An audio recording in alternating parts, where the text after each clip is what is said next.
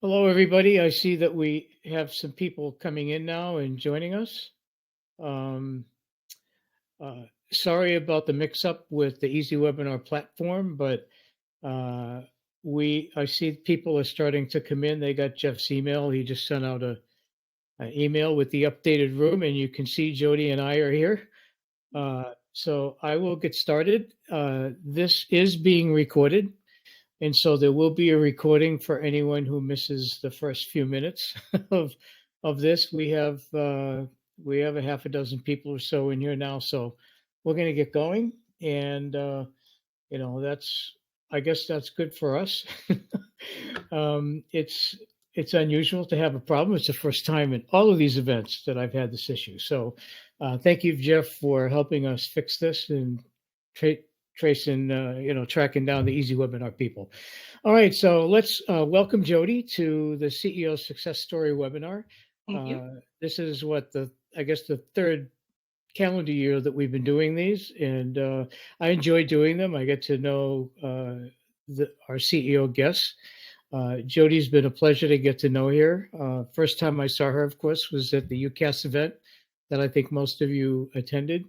Many of you did either attended or saw the replays, and that was a great event that the team pulled together. So I think that was great. So Jody is a kind of an extraordinary woman in my mind, at least, a trailblazer in the telecom world, both from the telecom side, hardcore telecom side, voice over IP, of course, and now AI. And we're going to talk about all those today. She is a co-founder of companies, multi-founder slash co-founder of Axtel Consulting and MyVOIP platform, which many of you may or may not use, and more recently the UponAI group that she's involved in is the leader of, along with Bill McLean and a couple of other gentlemen. I think they're gentlemen, right? Mhm. and uh, and so I believe Jody is a forward-thinking industry veteran. She's been around for a few years.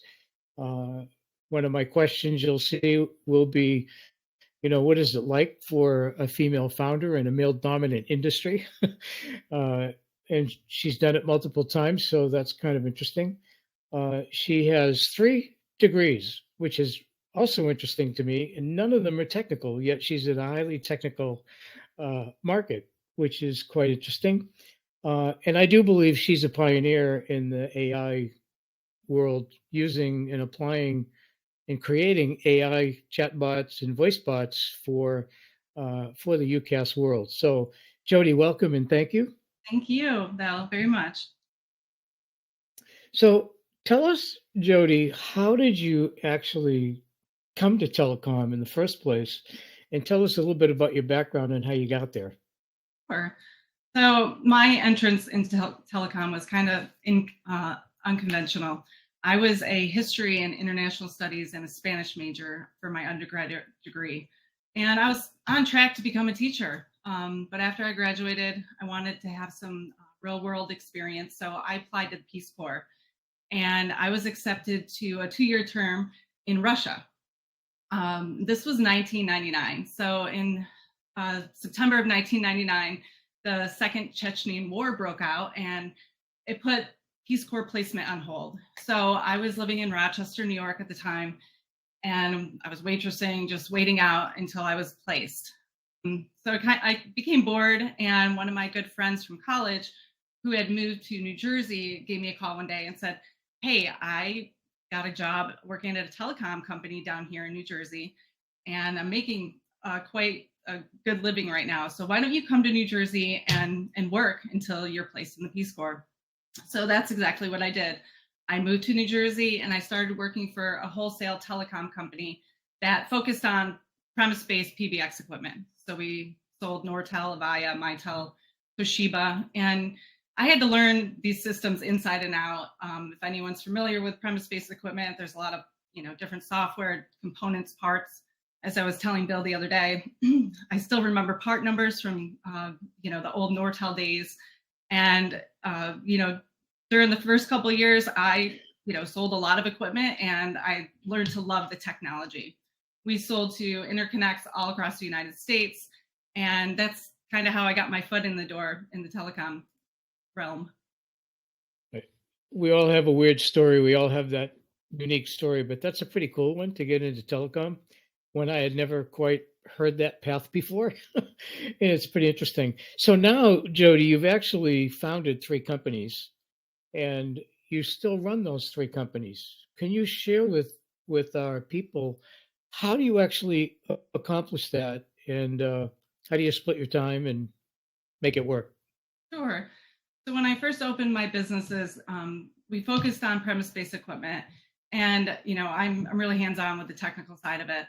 And from there, we started getting into security, video surveillance, access control, AV, and then in 2012, we opened our own hosted VoIP platform, which I call MyVOIP. So Axtel Consulting, we kind of split the companies. Axtel focuses on video surveillance, AV, low voltage, where MyVoIP is our hosted voice over IP platform. And then in 2023, last year, I opened UponAI with a couple of partners, and we focus on AI integration with AI voice bots and chatbots into mainly hosted voice over IP services. A lot of these companies are, my Axtel, MyVoIP, a lot of Axtel customers are also have our voice over IP platform. So a lot of my customers, when I'm talking to them, I'm talking about video surveillance, but also they're a VoIP customer as well. So it's kind of seamless. And now our hosted voice over IP platform, we're offering our AI chatbots and voice bots too. So it's pretty seamless, all 3, and how they integrate into my day-to-day, job duties.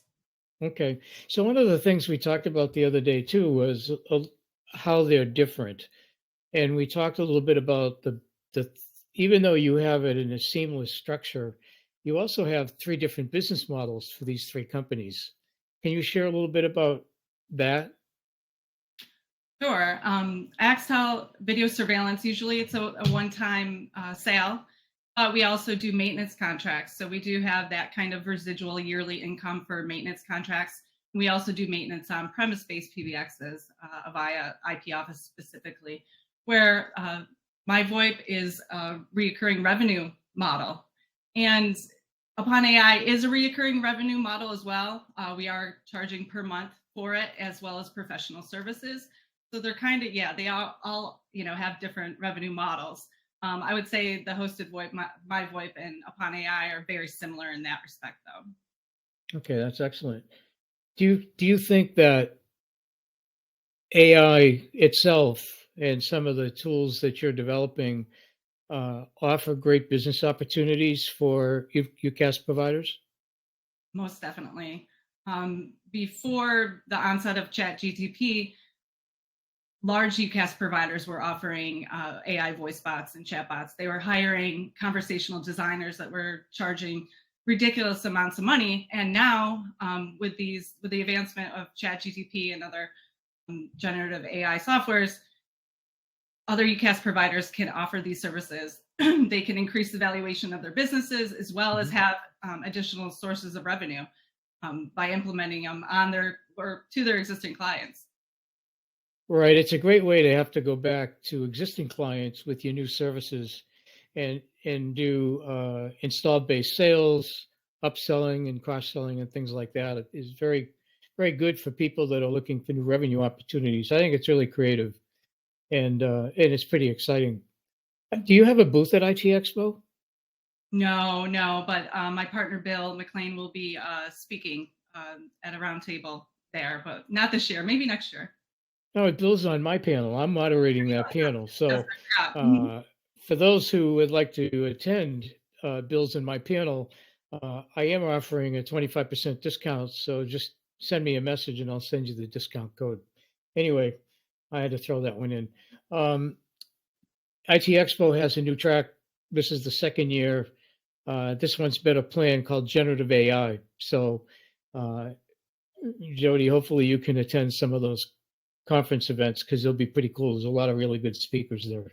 Yes, I will be there. So my panel, mine and Bill's panel is the good, the bad, and the ugly of AI in business. There are three ways to view it. So it's I'm doing a lot of preparation for that, and the panelists will hear from me shortly. Okay, so what kind of a take rate or uptick are you seeing with your install base on AI, on UponAI solution? Well, we're kind of taking a measured approach to thoroughly understand and master these voice bots and chat bots, because there is a lot of technical configuration that we have to learn. But we're trying to avoid like unrealistic expectations, for our clients, and we want to meet their needs. Last year, we spent a lot of time on testing, on building demos for our clients, where this year we do have a comprehensive understanding, and we're prepared to roll them out to our existing client base, and maybe in a little bit try to offer these services to other UCaaS providers. Okay, that's great. So one of the things that I really found interesting about your background and being a female founder in not only a male-dominated market in telecom, but you also did it at a time where there were very few women founders. I know that there are groups of women in telecom, women in tech, various things like that, and I have some good stories myself about those we can share at IT Expo.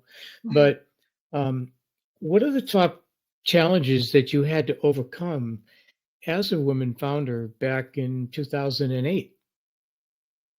Well, I think that the biggest challenge even today is like gaining recognition and being taken seriously regarding technical matters.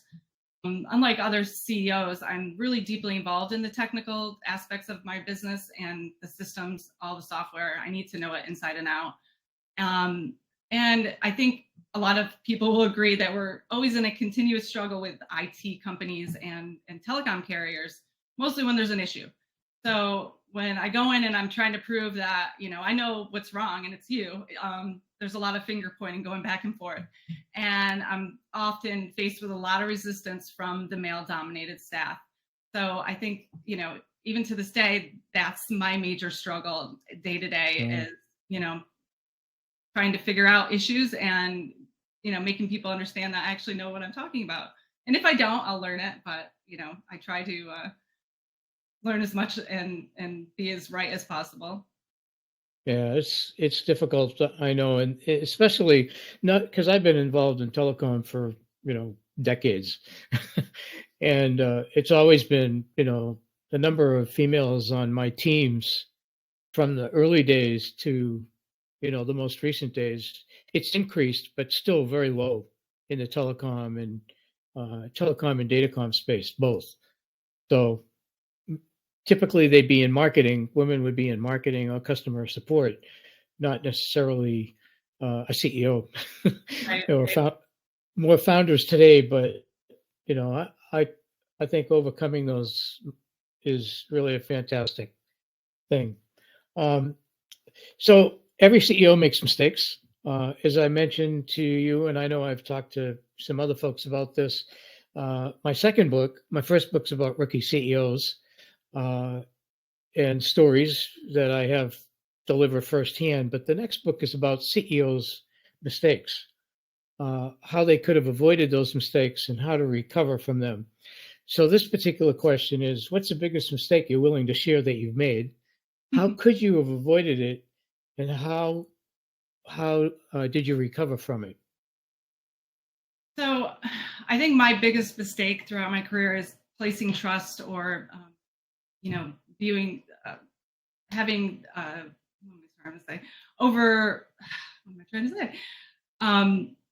being over unrealistic when I'm presented with the opportunity. For instance, if it sounds too good to be true, it really probably is. There's been instances where people have come up with opportunities to me and they really haven't worked out at all. I have been successful, but usually it's because of hard work and persistence and not, get rich quick scheme. back in 2017, when I had my first company, I was approached by a company who wanted subcontractors to do outside plant work, bringing fiber to the home. They won a big contract from a very large internet provider, and they were looking for contractors in New Jersey and New York to do this work for them. So we went out and bought bucket trucks. We hired linemen. We're not familiar with outside plant work, but we were very excited about the dollar signs that we were seeing for revenue. And we worked 2 months. When it came time for payment, the company declared bankruptcy. So we lost almost $200,000, and it ultimately forced us to close our doors. How would I have avoided it? Maybe just done my due diligence and figured out if this company was real, see if the contracts were real, and made sure that this was a viable project to work on, and not throw my hat in without with blinders on, really. And how you recovered is you had to restart, right? Restart completely. So Yeah. we closed our doors. I opened up in 2018 with Axtel, and my customer base was really solid, and they all end up coming back and supporting me. But it definitely I learned a lot from that experience. Okay.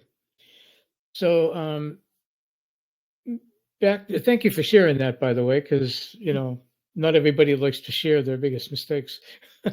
But that's what my book is all about, the top 77 mistakes that CEOs have made and their perspectives. So Read it. with UponAI, you're getting a really good chance to understand where the tools are in reality, how easy they are to use, how things are evolving, and things in AI are changing every day. And there's more places than just chatbots and voice bots for AI. In the UCaaS and telecom space, where are other places that you see the trends taking us for AI, generative AI specifically?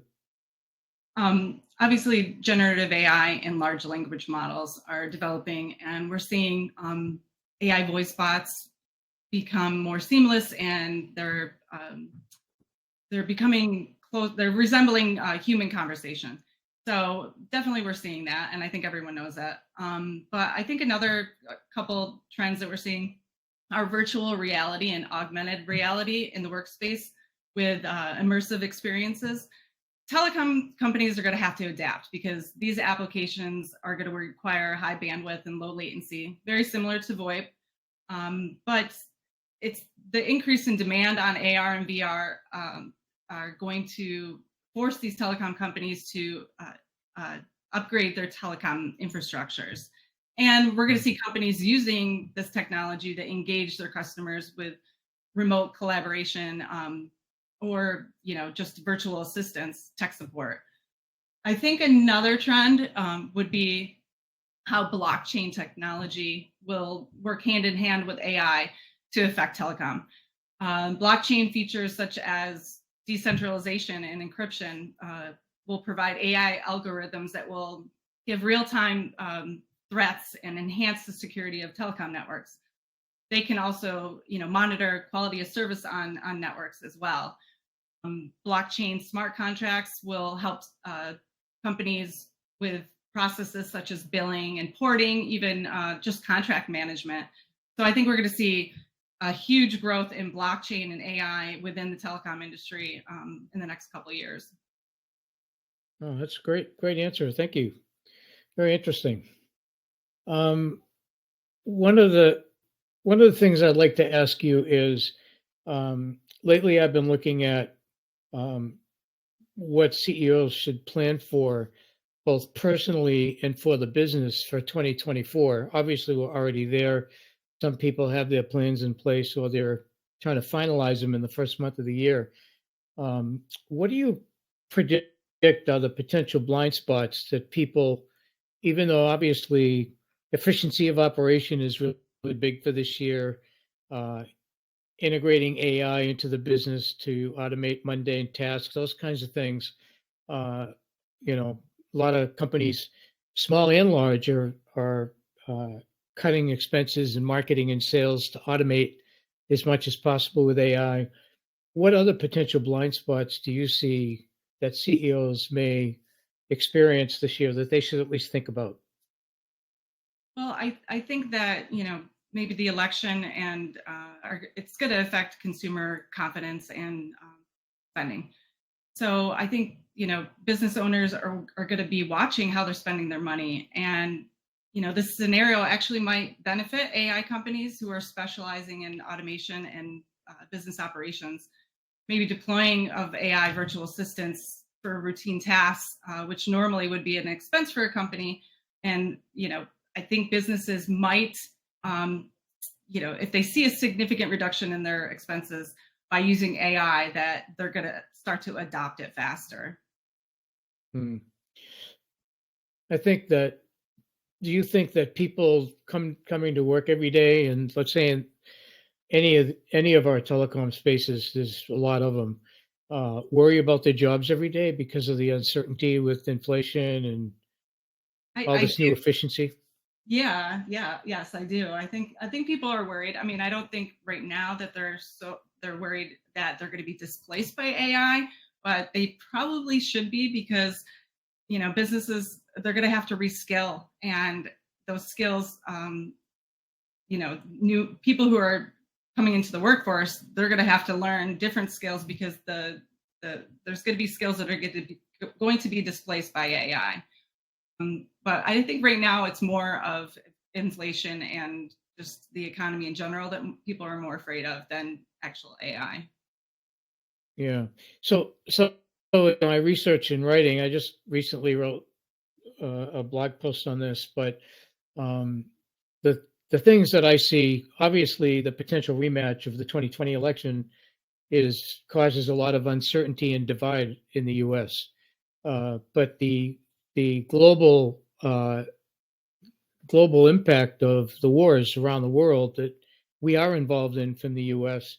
There may be a lot of jobs in the military and that kind of stuff, but the supply chain is the biggest challenge from what I can see. Everything from chips, which create our servers, to cybersecurity are some of the things that I think are going to impact companies, and they have to have plans. And this week, when I wrote about it, I said you need a plan B, a plan C, and maybe even a plan D, because so many things can happen that you don't even think about. Just think about them. You don't have to have a plan then. At least think about it. Jot something down. However you do your personal notes, whether you use Evernote or OneNote or whatever. Just jot down some ideas when you're traveling or whatever, because you need to be prepared for this stuff. Otherwise, you can be left behind. AI, of course, is one of those, but I'm talking about the global tangibles that are right in front of us. This is going to be a tough year, I think, for a lot of people, and a good year for others. Mm-hmm. All right, so LinkedIn. We talked about LinkedIn and social media, and of course, Phone Bill is on here, and he's a super expert at this, and has become a brand all on his own as Phone Bill, and he uses it for business and personal use.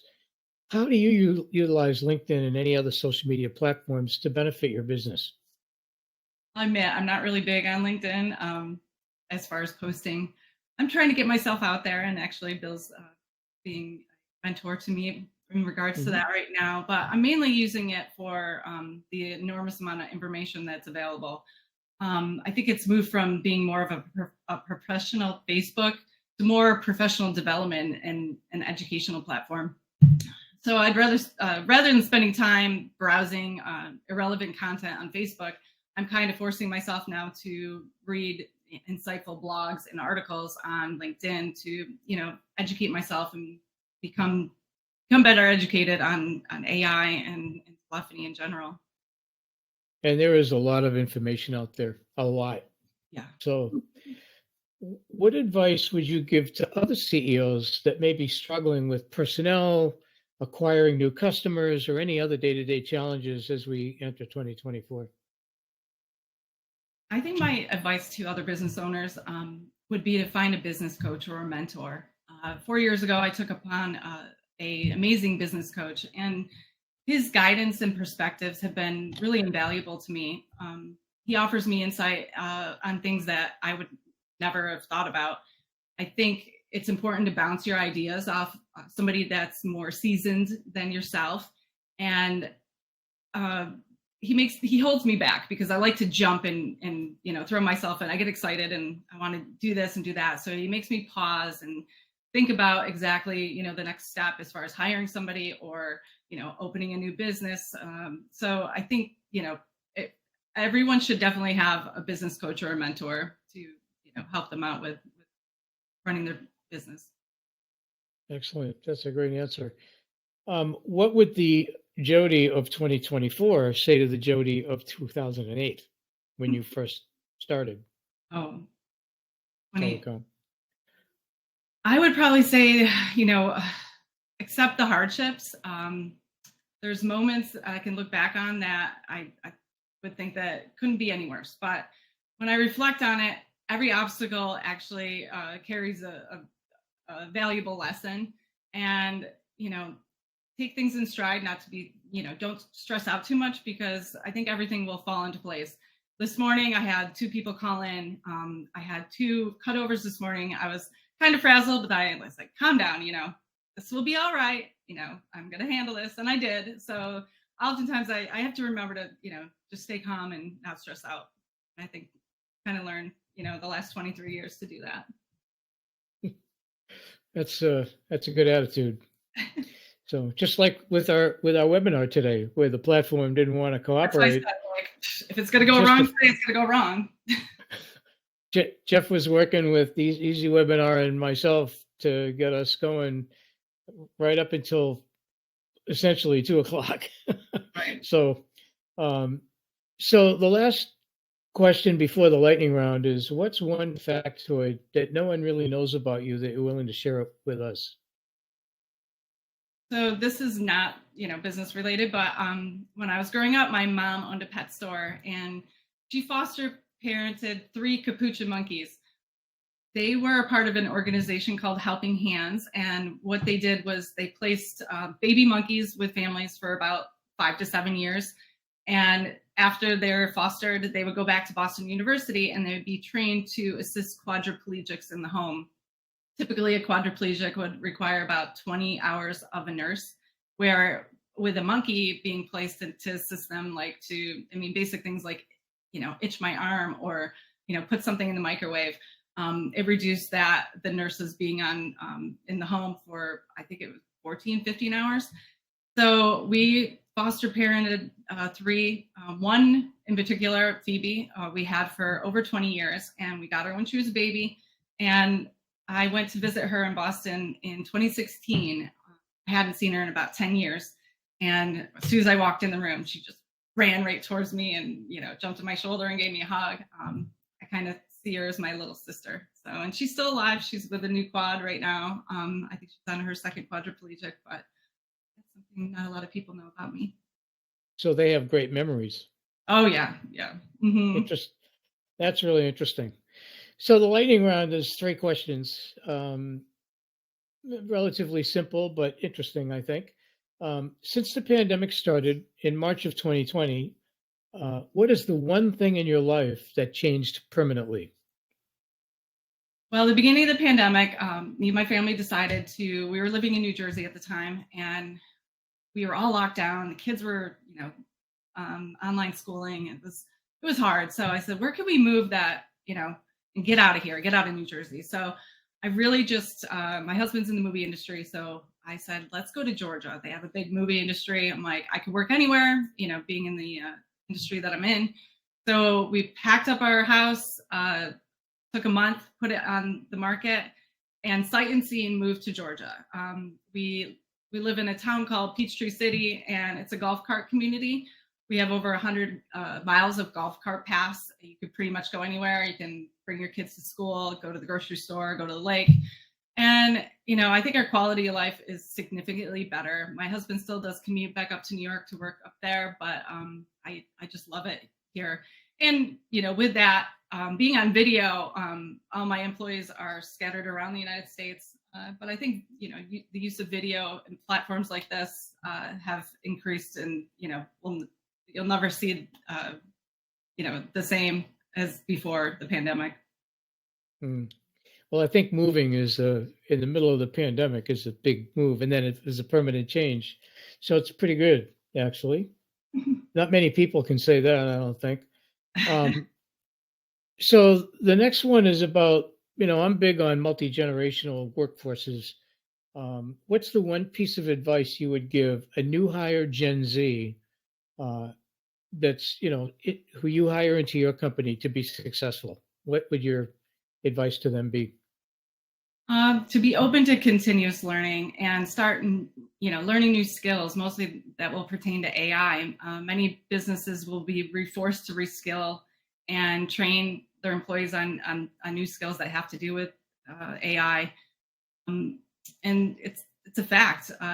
Telecom and technology are constantly evolving, but there's so many free resources out there that you could use to continue to learn.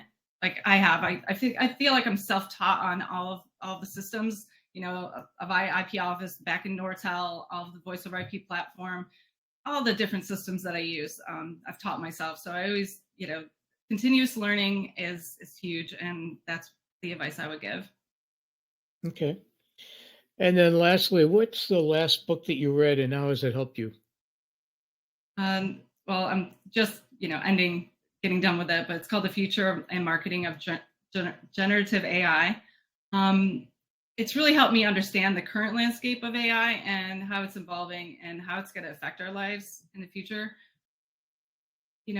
It's just like the onset of the internet and voice over IP. It's not, it's going to happen. I think businesses and everyone has to embrace it and learn it, because either you're going to use AI or you're going to be left behind. Okay. By the way, on the panel, one of the beginning, when I kind of do the intros, I'm going to be talking to the audience about, the panel itself is the good, the bad, and the ugly of AI, but I'm going to be telling them, if you don't use AI yet, you better, because if you don't, you're going to be left way behind, and then catch up is difficult. So that'll be one of the things that I certainly say there. You had mentioned to me that you have an offer to anybody who attends or watches the replay, I think. Would you like to share that, and then share how can people find you, send you a message, or? So we are offering a free 30-day chatbot or voice bot for any company to try out. You can find me on LinkedIn, or you could email me at Jody, Jody, at UponAI.com. And then you can find all my contact information on LinkedIn as well. No, it's very good. So again, I want to thank you. I've been working hard to try to keep this to 40 minutes or less. The early ones were an hour, and I think there's a lot of questions, and we could certainly go all day. I could come up with a lot more questions, but people get to know you, they get some advice.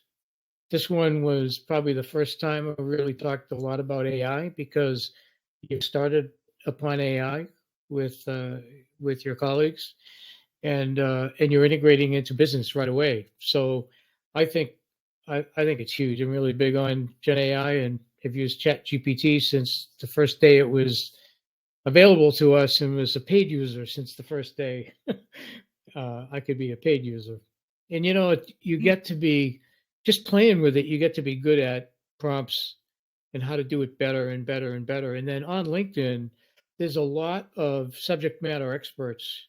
There's paid courses, but you don't need them. There's a lot of free sessions that are either live or recorded to learn how to use Gen AI and create prompts to actually, I would say, replace automate mundane tasks, or replace people. And they work 24/7. Your chatbots and voice bots work 24/7. So if somebody has a problem in the middle of the night, you don't have to wake anybody up anymore. You can go right into the bot and actually get probably a more accurate answer, because bots can access the knowledge base of the partner equipment, your own equipment and services. And I think it's really powerful for customer support for sure. Certainly powerful for marketing and sales, because in this house we do a lot of that. But certainly it's a great move, I think, on your part. UponAI is interesting. So thank you again, Thank you. everybody, for who made the cut over to the new to the new webinar. And we will put out an email that has the replay link so that people can get a chance to see it. And thank you again. It's been a pleasure. Thank you, Bill, very much. All right. Take care, everybody. Thank you for attending. Thank you for attending, guys. Yep. Bye-bye. Bye.